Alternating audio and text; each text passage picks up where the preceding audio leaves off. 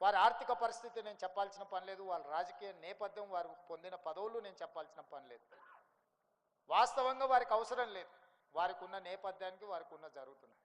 కానీ వారు వాటన్నిటిని పక్కన పెట్టి ఈ సందర్భంలో నా పాత్ర నేను నిర్వహించాలి.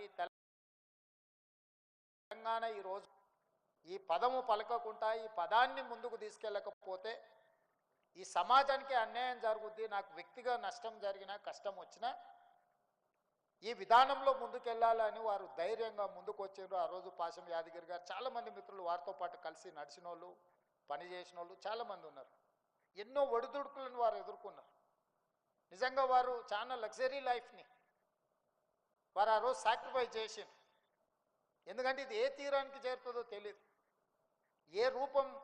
ఏ రూపాంతరం చెందుతుందో తెలియదు. తెలంగాణ రాష్ట్రం వచ్చింది కాబట్టి ఈరోజు ఇక్కడ ఉన్న వాళ్ళందరూ రాష్ట్రం వచ్చింది కదా అనే ఒక సంతోషంలో ఉన్నారు. కానీ ఒకవేళ రాష్ట్రం రాకపోయి ఉంటే రాజకీయ పరిణామాలు వేగవంతంగా మారి ఊహించని పరిణామాలు రాజకీయాల్లో వచ్చినుంటే వారు నిర్మించుకున్న మొత్తం భవిష్యత్తే గందరగోళం పోయి ఉండే.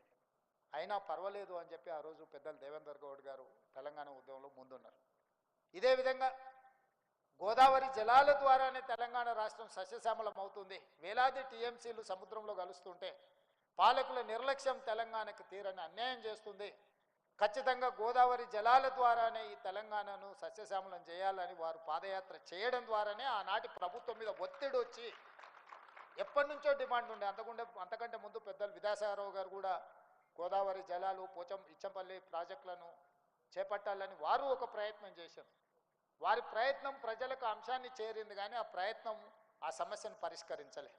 కానీ పెద్దలు దేవేందర్ గౌడ్ గారు ఎప్పుడైతే గోదావరి జలాలను తెలంగాణలో పారించాలి అని చేసిందో ఆ ఒత్తిడి ఫలించింది.